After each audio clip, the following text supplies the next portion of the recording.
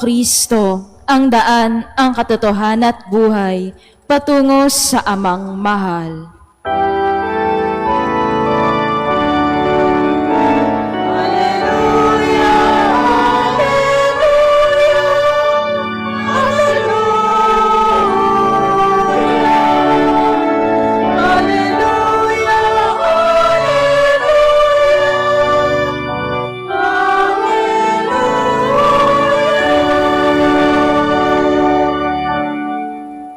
Sumainyo ang Panginoon. At sumaiyo rin.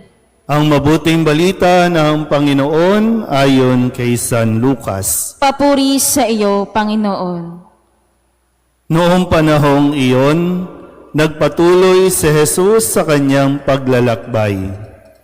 Siya'y nagtuturo sa bawat bayan at nayon sa kanyang dinaraanan patungong Jerusalem. May isang nagtanong sa kanya, "Ginoo, kakaunti po ba ang maliligtas?"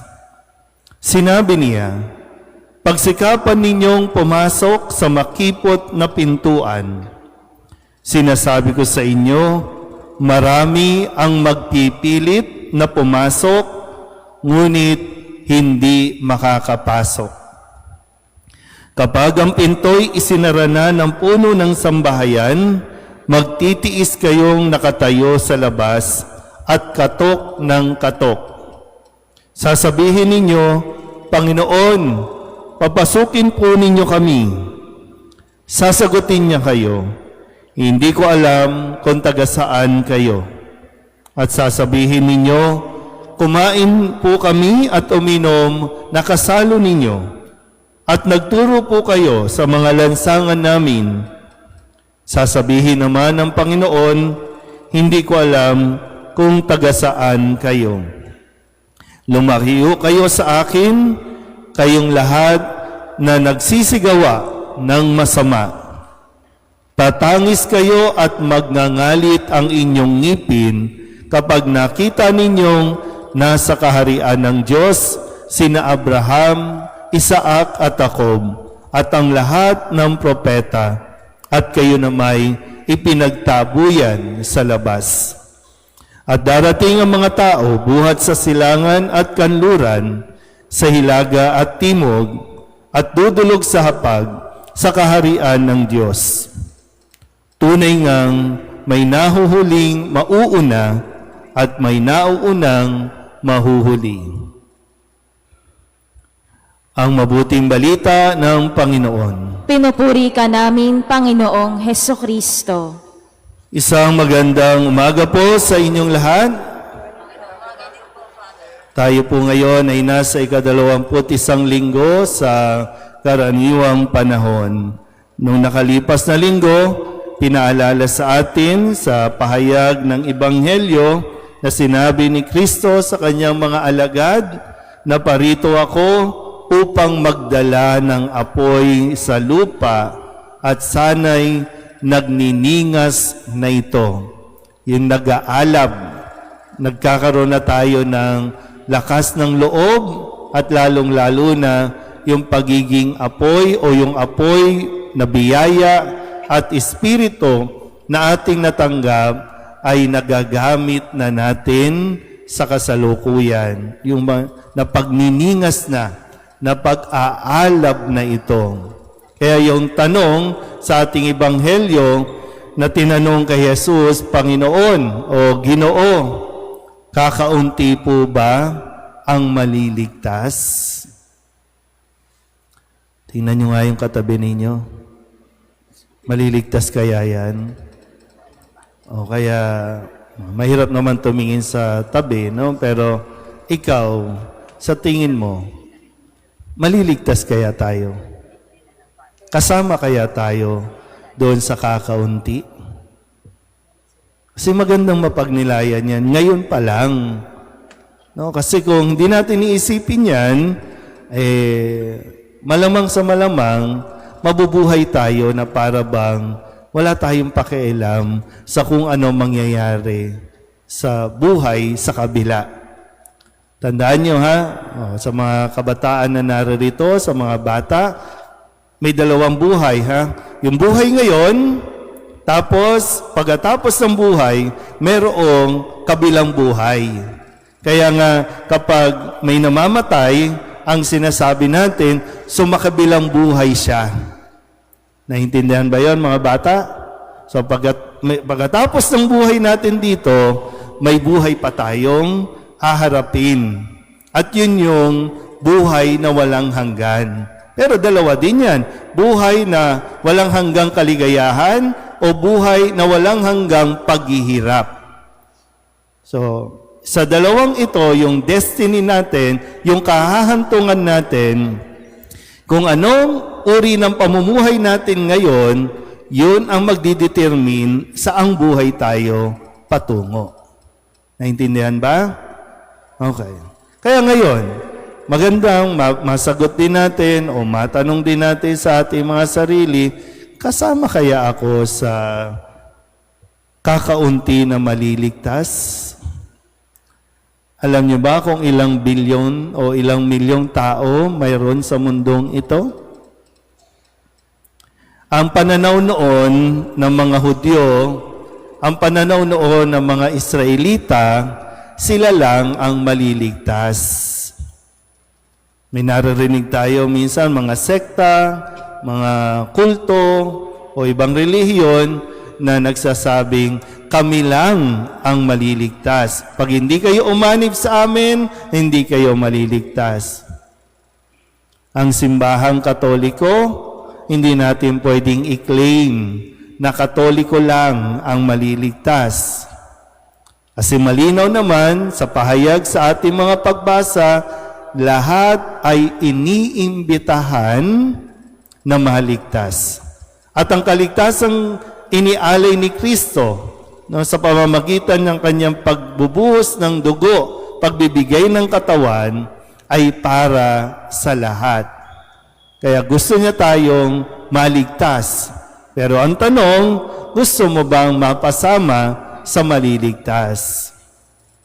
Yan nga sa unang pagbasa, sa aklat ni Propeta Isaías, ipinahayag dito, no, yung pag sinabi kasing propeta, yung may propesiya. At nakita niya na darating ang lahat ng tao mula sa iba't ibang bansa. Tatawagin, titipunin ng Panginoon. At saan? Sa langit. Kaya ngayon, sinasabi ni Kristo sa atin, sa Ebanghelyong ating narinig, sikapin ninyong makapasok sa makipot na pintuan. Sikapin. Pag sinabing sikapin, ibig sabihin, hindi madali makapasok. Hindi rin tayo ang magdidesisyon na gusto natin pumasok. Parang ganito po, no? Minsan, kapag naglilibing tayo ng mga namatay, okay? Minsan iniisip ko, kasi hindi ka naman kilala karamihan, no? Pero, yung patay ba, nung nabubuhay, gustong-gustong pumasok sa langit? Nung nabubuhay pa? Nung buhay ba siya, nagsisimba ba siya lagi? Tumatanggap ba siya ng komunyon lagi? Nung nabubuhay? Kasi kapag namamatay, ipinipilit ng mga kaanak na ipasok sa simbahan. Ikaw ba ngayon, gusto mo bang ipasok sa simbahan kapag namatay ka? Uy, seryosong tanong yan. Diba? Gusto mo bang maipasok? Kasi diba, yun yung huling sandali ng katawan mo sa lupang ito. At sana sa huling sandali, mabasbasan. Pero baka lang kasi yung mentality natin, namatay yung tao, hindi sa hinuhusgahan natin, ha? Namatay siya. Hindi ko alam, ano ba, nangumpisal ba, nagsisiba? Kasi baka yung ina-assume lang natin, kailangan ipasok sa simbahan para makapasok siya sa langit. Eh hindi yun. Kahit buhusan ko ng holy water yan, hindi yun ang magsasabi, pasok na siya sa langit. Kasi minsan nagagalit yung mga tao nung kapag, ay hindi, kailangan ipasok sa simbahan. Kaya minsan kapag nagmimisa na, di ba, no, pag nagmimisa na, yung mga naghatid, yung mga makikipaglibing, walang pakialam sa misa. Eh yung misa para sa mga buhay, hindi naman makakapagkomunyon yung namatay na. Naisip niyo ba? Hindi naman nakangangayan para bigyan ko ng komunyon. Yung buhay ang kailangan. Yan ang pag buhay pa, ayaw naman tumanggap ng komunyon. O ngayon, sa tanong, makakapasok ba tayo sa langit kung dito pa lang sa lupa, ayaw naman natin pumasok ng simbahan?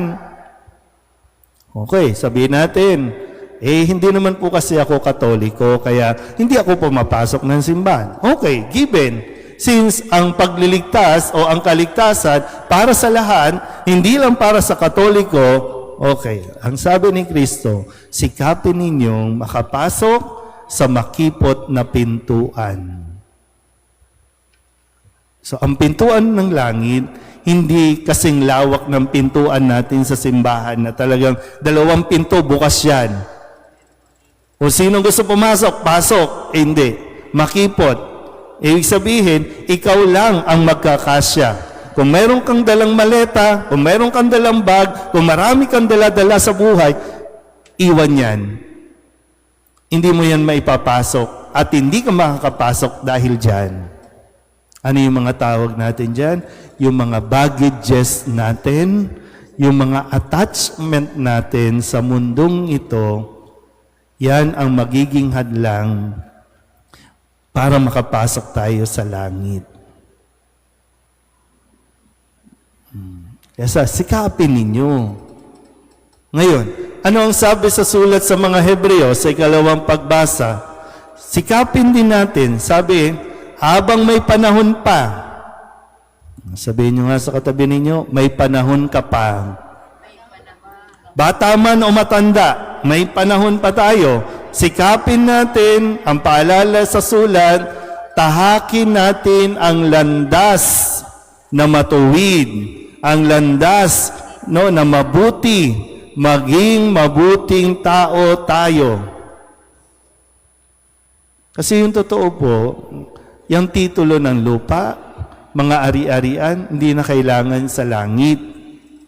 Kasi pagdating sa langit, sabi nga, doon, wala nang kalungkutan, wala nang kagutuman, wala nang paghihirap.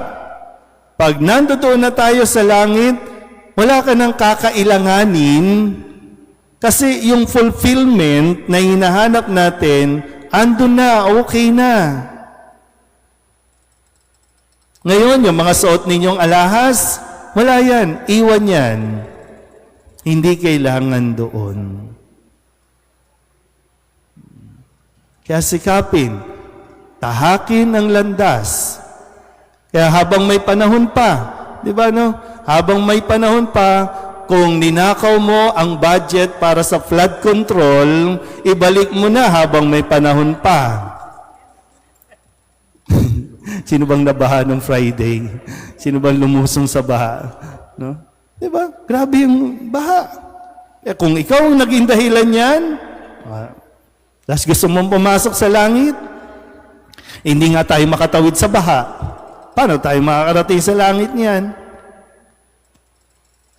Ngayon pa lang, habang may panahon pa, kung nagsasama kayo na hindi pa kasal, habang may panahon pa, ang tamang pagsasama, magpakasal. Kung nakikisama ka sa may asawa, habang may panahon pa, maghiwalay na kayo. Habang may panahon pa, tahakin ang tamang landas. Kung marami tayong bagaheng dala-dala, mga galit, mga attachment natin, habang may panahon pa, iwan na yan. Kung gusto mong makapasok sa langit o mapabilang sa makakapasok sa langit. Ang imbitasyon ay para sa lahat. Gusto ng Diyos, makapasok tayo. So, sa buhay natin ngayon, tingnan mo, makakapasok ba ako sa langit sa uri ng pamumuhay na mayroon ako. Sa lifestyle na mayroon ako sa ngayon. So, ikaw na po yan, no? Kaya, lagi tayong magdasal sa Diyos na makaya natin, mapagtiisan natin. Hindi madali, no? May mga struggle tayo. Hindi madali. Hindi madaling iwan yung relasyon, hindi madaling iwan yung mga attachment natin, mga kayamanan, hindi madaling mag-sorry, hindi madaling lumapit para magpatawad. Struggle natin yan. Kaya kailangan natin ng grasya ng Diyos. At hindi yan ipagdadamot ng Diyos sa mga taong hihingi para nang sa ganon makapasok lahat sa langit. Amen?